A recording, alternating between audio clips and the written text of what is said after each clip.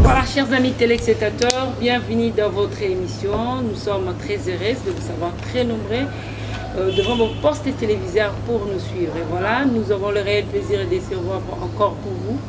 Dans cette émission, l'homme de Dieu, il s'agit bien et bien de Pasteur Kassambakana qui est avec nous. Vous savez, le Pasteur Kassambakana a opté pour la polygamie. Pourquoi? Parce que c'est biblique.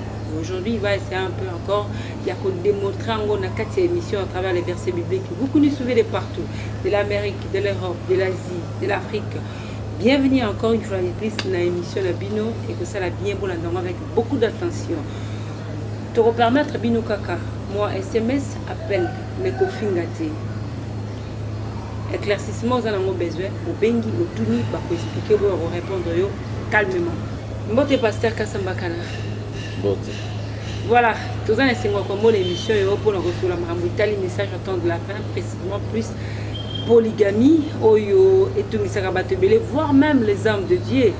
Et quand nous avons vu makasi batonanzambe, pe batumisamarami ni na polygamie. Mais le lot on a éclaircissement par rapport à la question de téléspectateur, batuna qui émission de ça qui l'autre fois. Et première question Zali, pourquoi d'abord on dit Meli peut opter, peut oser la peut pratiquer polygamie, Pasteur Kassambakana? Na poni libala ya polygamie parce que euti na nkolo ezali libala oyo ezali juste ezali libala ya Biblia libala ya nkolo ye moko ezali pe église libala ya tata na biso Abraham libala ya tata na biso Isa oyo baza na Bible babotami na libala ya polygamie ya Israël azalaki na basi oyo ya ye mine oyo nkolo ye moko apesaki ye abotaki 12 fils oyo bakomi tribu ya Israël zomi na mibale basakoli nyonso ya solo soki bana Israël bajuge banso baroi bankumu na bantoma nyonso na nkolo ye moko Yeshua Hamashiach abotami na libota ya bana ya Israël. Donc polygamie ezali libala oyo ezali ya Biblia ezali kotelisa mpe lingomba ya nkolo Yeshua Hamashiach ye azali mobali moko biso tozali baike. Donc yango wana naponi polygamie en bref polygamie ezali mobeko ya nkolo ezali loba na Nzambe ezali solo ezali nzela ya bomoi yango wana toponi libala ya polygamie. Voilà, Pasteur Kassambakana, Mitoun ezali ebele et yaki ebele. Je me rappelle que tu évolues à travers Mitoun Batunaki, le part que tu as répondre, mais il y a une personne qui a posé moi ma question à l'objet qui est la Genèse D18, moi 21 l'objet. Alors l'Éternel Dieu fit tomber un profond sommeil sur l'homme qui s'endormit, il prit une de ses côtes et referma la chair à sa place. Dieu avait pris une de ses côtes. Par là, qu'est-ce qu'il voulait dire? Parce que vous, aujourd'hui, vous défendez la polygamie. On dit la polygamie pour le bil, le baïzel, le banzambe. Alors, Nzambeye moko mokonzi. Azwaki ka kote moko pe akangi zoto ya mobali. La version on a Pasteur Kassambakana lobani. Mais lokola ye azwaki mokuwa moko. Adam ye moko tote yango dimanche. Alobaki bo Eve azali mokuwa ya mikuwa ya Adam. Ezaki likambo ya mokuwa moko te, mais mikuwa ya Adam ezalaki ebele pe ezali ebele. Polygamie yango wana déjà na ebandeli ya création. mokuwa ya mikuwa ezala moko ezali malamu ezala oyo ya mingi etikalaki ezali malamu donc kozala na mwasi na ye ça va kozala na basi oyo ya ye ça va aussi eza na bible réponse mosusu ezali ya révélation kolo yeshua alakisi mosakoli Branham ete atako basalaki mwasi moko mwasi wana akweyaki ntango akweyaki esengelaki nkolo asala boyokani mosusu ya sika na Genèse 3 boyokani wana nde ezali polygami yango wana tozali komona polygami na Genèse 4 na Genèse 16 ainsi de suite tina suka ezali nkolo nde atiaki yango arevele yango atalisi yango ezalaki kaka ezalaki c'est pour cela que nkolo asalaki reproche na Adam ntango alandi Eve alobi mpona nini olandi mpona nini ozwi ye mpona nini oyokeli ye donc mpona nkolo lokola Eve asalaki nango sengelaki kotika ye nkolo alakisi ye place wana oleleke ozalaki na mikowa mingi etikalaki na réserve yo moko olobaki azali mokuwa moko ya mikuwa na ngai donc ntango lisumu ekoti chute ekoti nkolo aye arevele oyo atalisaki na Adam ebandaki na ntango wana polygamie na divorce d'abord nzambe alingaki divorce esalema na Eve po asalaki ekopo abukaki mobeko abukaki alliance ya liboso ya moko na moko sikoyo esengelaki alliance mosusu boyokani na nkolo parce que bato bazalaki na liwa bazalaki na rébellion esengelaki ata bato ya mokili mpona nini bazali kobunda mpona nini me bazokufela mibeko ya bango bazokufela nde mibeko oyo bango moko basali trouble nyonso tozomona wana ezali mpo alliance il faut ezala il faut alliance mibeko oyo ekosepelisa bango nyonso c'est ça bazokufela likambo wana. Alors pasteur, que dites-vous par rapport à ces versets qui disent celui qui trouve une femme trouve le bonheur. Toi, moi si azui bonheur, moi si moko. Verset on a interprété en ligne. Non. Balobi moi si mon côté, balobi oyo azui moi si. Azui omen. Balobi moi si mon côté. Règle ya libala. Parce que Nzambe atie kaka polygame. Nzambe atie libala ya monogamie.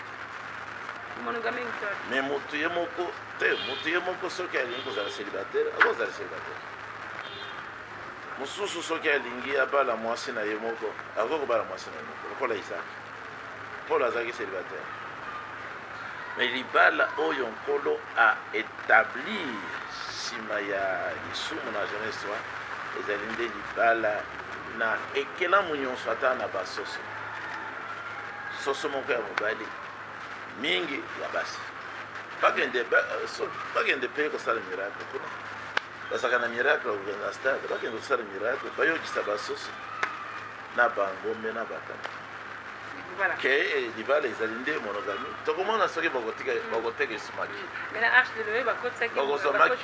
bongo likambo ya maki toloba nano soki tozongisi monogamie na basoso banani bakolia esumaki. Merci beaucoup, Pasteur Kassambakala. Voilà, Pasteur Kassambakala, dites-nous un peu par rapport, il y a toujours les camétales du mariage. Mon salle ensemble a copié pour la moitié à Nénéni. Moitié à Balam. Avant que la moitié à caractère Balam, c'est ça. Moitié à caractère bien. Ouais, selon les Écritures, hypocrite t'es.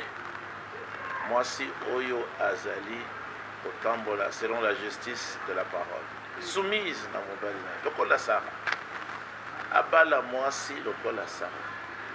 L'apôtre Pierre comme on appelle Pierre alobi baseur nyonso ya église bakokana na Sara na basi oyo basanto oyo bazalaka soumise na mibali na bango kobengaka bango bakolo na bango. Mais est-ce que la Bible précise que l'homme de Dieu doit se marier seulement na basi baza baseka to vierge to pas kokozwa mwasi nyonso précisé. C'est bien précisé. Batei ya liloba na Nzambe lokola basacrificateur esengelaki na bango babala kaka baseka les vierges. Soki tozongi na mariage et divorce Branham abimisi yango abi eske boyebaki ke mosali moko ya nkolo akoki kobala te mwasi oyo basimba na mobali mosusu. Ezali kotalisa virginité ya église ya nkolo Yeshua.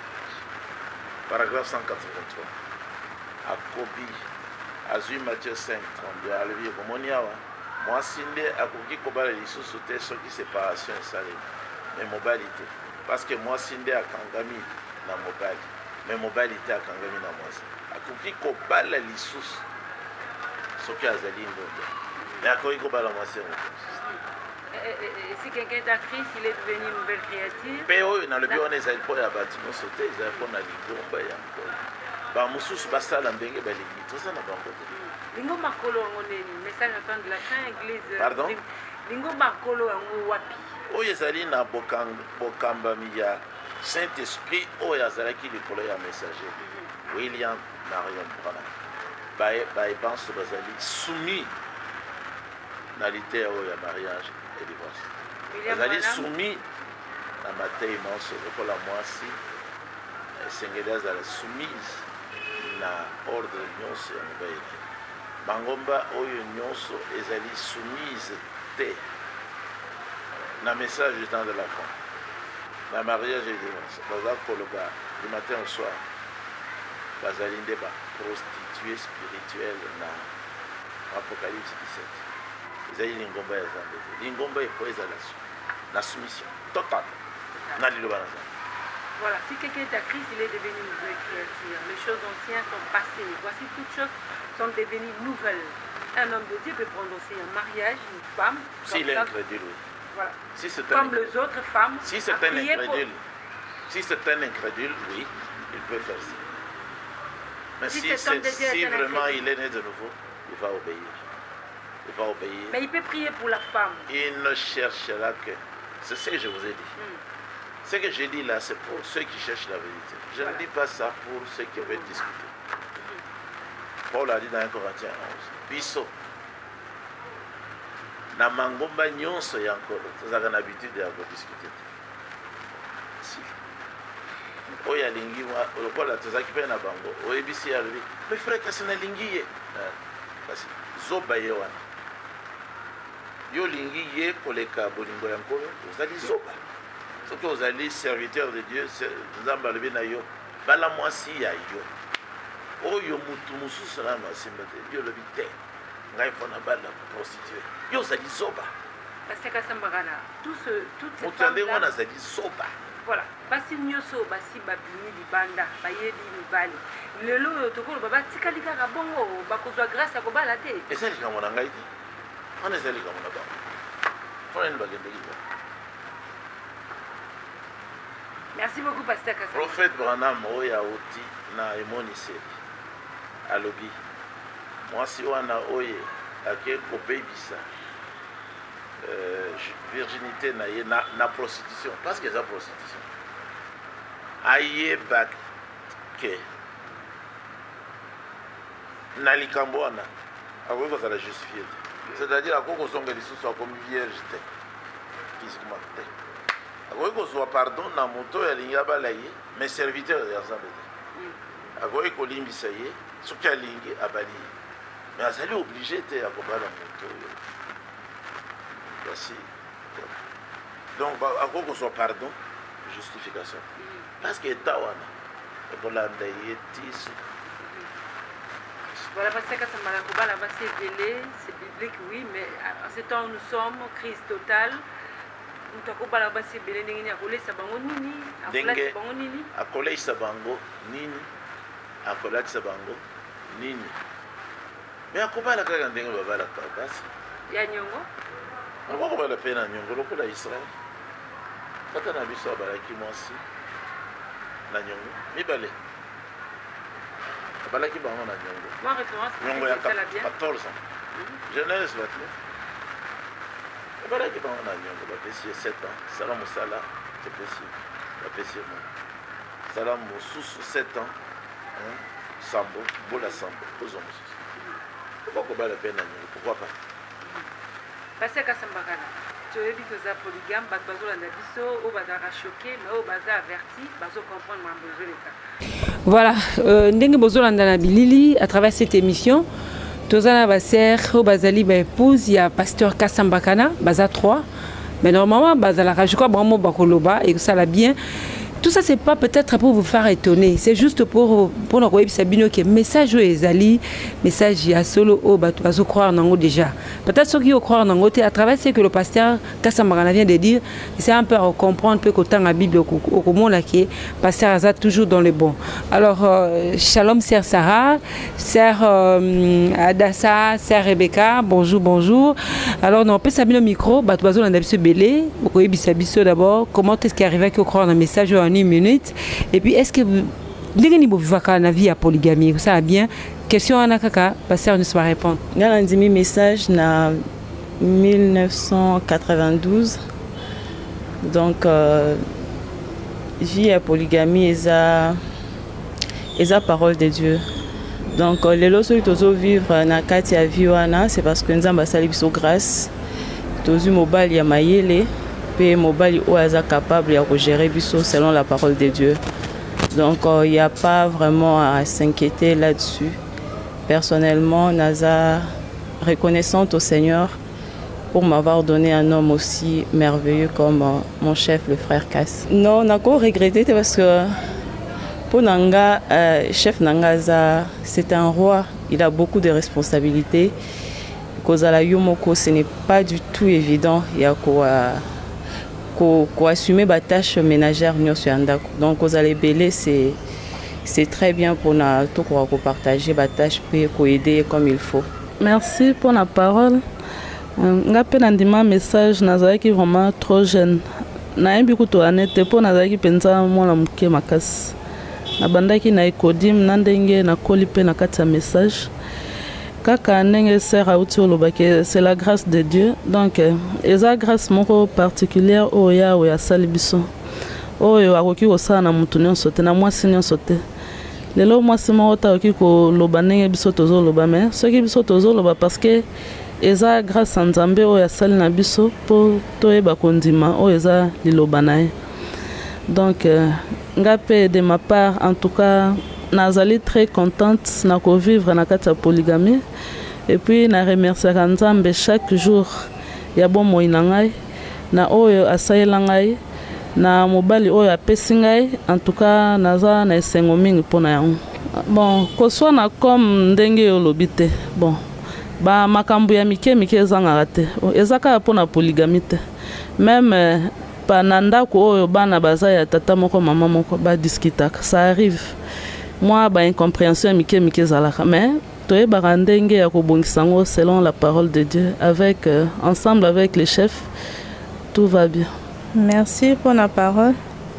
Nga na botami na liloba depuis bon mois nanga nazalaki déjà préparé pour na kondima libala oya polygamie na ngolu ya Nzambe pe o asalelinga donc ndenge ba grande sœur nanga ba uti koloba naza vraiment très fière ya ko bala mobali nanga o Nzambe apesi ngai na libala oyo ya polygamie pona ko honorer liloba na ye pe na ko salela ye elongo na chef na biso na lati yango na droit index pona ko kopointe mobali na ngai selon le juif nde tolataka ano wana.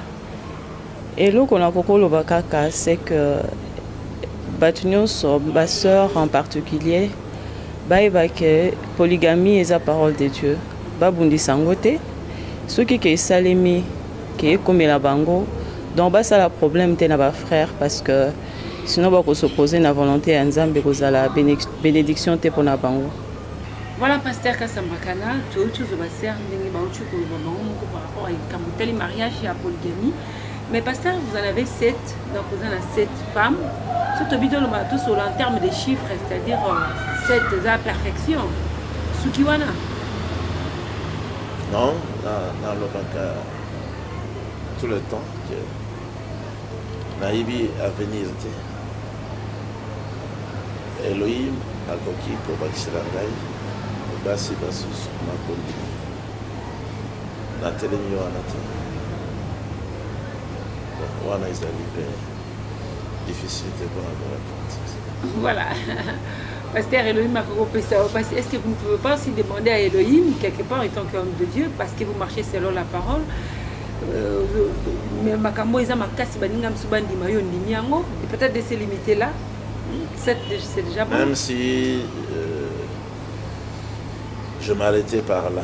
Oui. L'incrédule restera toujours incrédule. Et vous voulez en avoir beaucoup? Même si j'ajoutais d'autres femmes. Un prédestiné à la vie, il évoluera toujours. Le nombre de femmes importe peu. Vous n'avez porté la bague, hein? Bague Boyo portée, pourquoi? C'est biblique aussi quelque part. C'est mal la femme qui doit montrer. La bague. Ezali kolakisa ke moto oyo akangami na moto mosusu polo na ye. Donc na Biblia mibali nde bazalaki kolatisa basi na bango elembo ya libala. Mais mwasi akosala nini na mobali olatisa mobali nde soki abali komisi mwasi azali mpona ye moko dati elembo ya libala. Sikoyo mwasi ya kosala nini na mobali mobali nde azokende kobala mwasi. Sikoyo mwasi azali chef te mobali azali chef kola nkolo yenda aza kopesa biso liloba molimo nyonso. Tolandi baser bien bazobenga o chef ser moko abengi yo roi ser sara abengi yo roi ser Rebecca ser Adassa babengi yo chef. Pourquoi on est peut-être à kobenga na terme moko facile de la saki bazali ba épouse na yo wana ezali kotia liloba na Nzambe na mosala bien na misala bazwi exhortation kota na Thomas Petelo ke balanda ndakisa ya Sarah parce qu'azalaki soumise na mobali na azaki na kobanga te yango azalaki kobenga ye Seigneur yango wana mpe bango bazali kobenga biso ndenge wana na Ephésiens 5 pendant la verset 22 ekomami ke mobali azali chef ya mwasi azali chef mokonzi. Voilà. Merci, tu comprends pratiquement à Souka.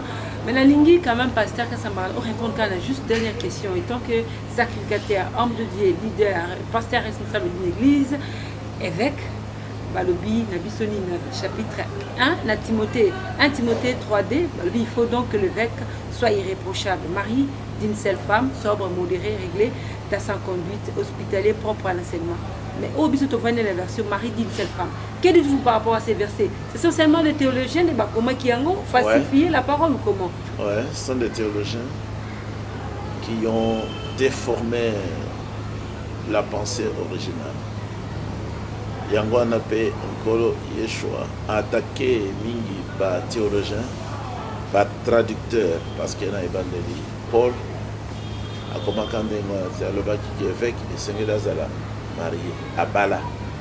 C'est quoi bango balongoli babakisi basali nyonso balingi osala po batia trouble na Bible mais tozwi enseignement malakisi kota na nkolo alobi makomi manso otia yango eloba eloko moko. Donc atako basalaki ndenge wana tomoni ke ezali falsification. Louis II kaka abimisi version mosusu akorige place wana. Akorige place wana alobi azala un mari fidèle. Mais mpona nini akomaki liboso na lo?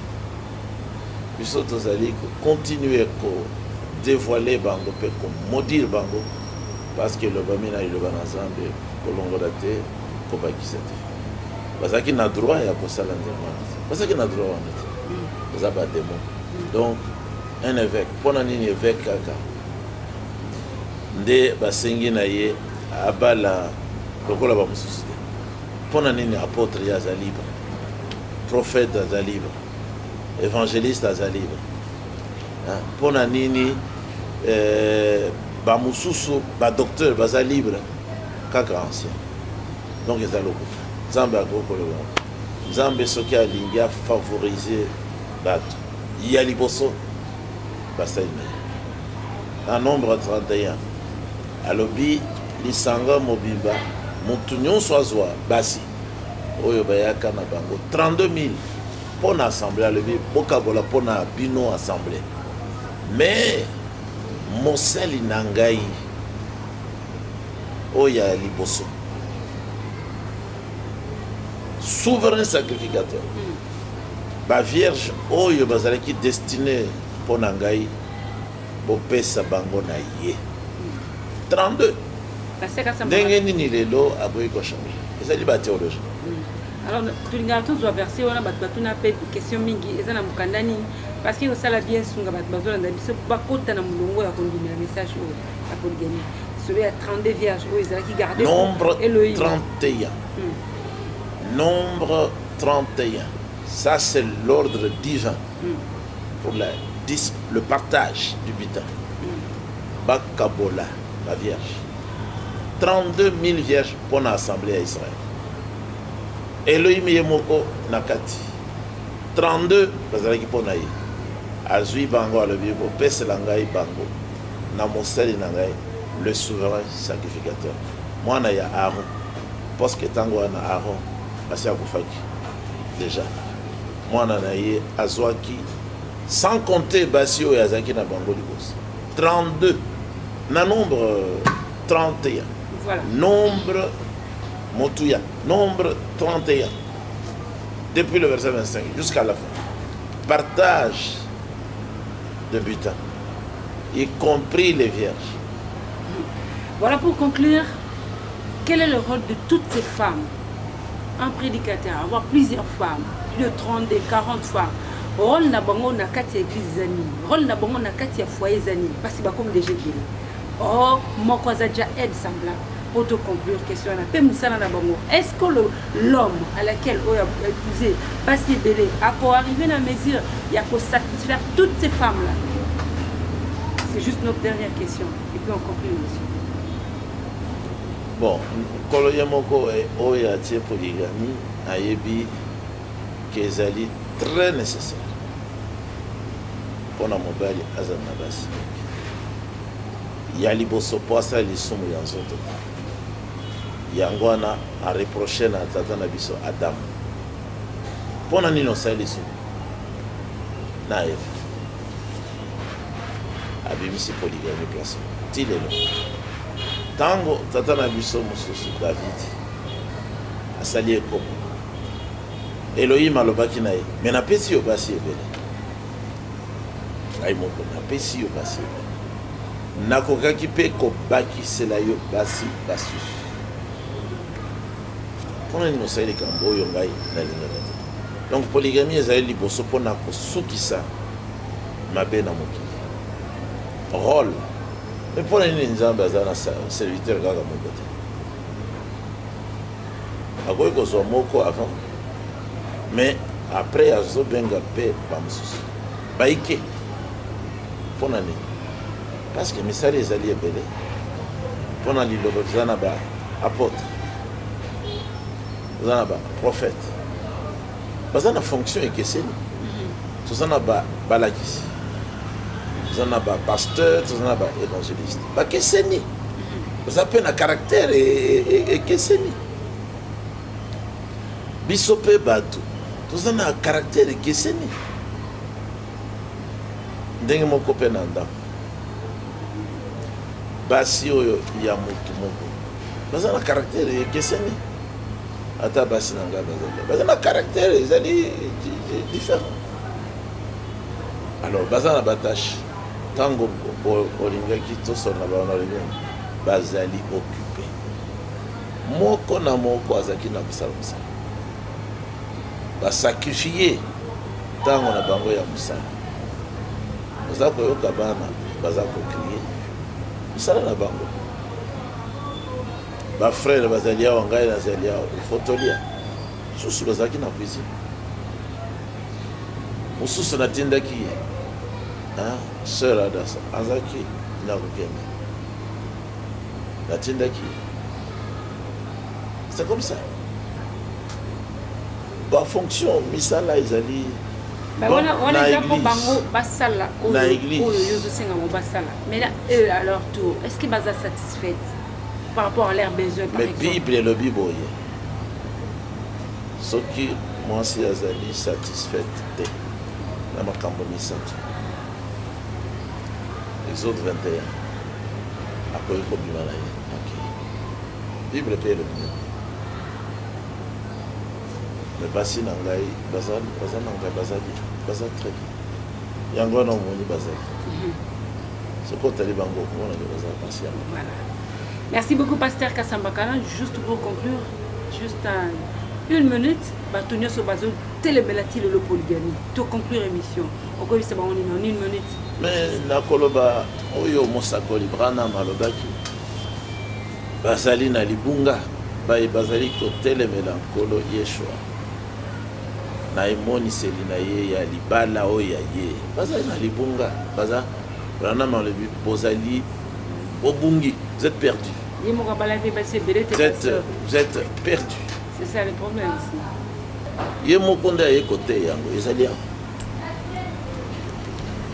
Alobi maye na koloba. Alobi te libala oyo ya ngai na kosala lelo.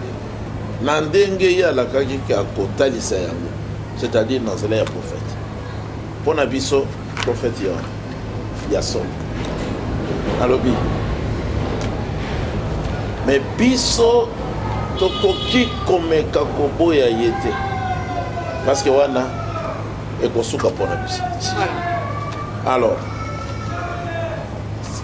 ça ipi tozali kososola alobi clairement polele sika oyo pona nini ba théorie wana ke kolo wana mibale ezali alokuta fausse ezali mabe côté ya polygamie ezali mabe fausse théorie côté ya égalité des droits ezali mabe okoki kosala ke makambo ekende na direction wana te c'est la perdition. La perdition. Et voilà, tout comme la souka masolo na biso, merci na bino ndengo bolanda qui émission. Je pense que besoin éclaircissement par rapport au message de temps de la table, précisément sur la polygamie. Pasteur Kasambakala ça va toujours mieux placé pour expliquer bientôt que soit là nous marbiteli le balanzani. Merci à l'équipe technique, coordinateur, merci. Merci à l'équipe technique Nyoso, la Kin 24 télévision, merci à Congo Mikili, merci à Baïnus Balani.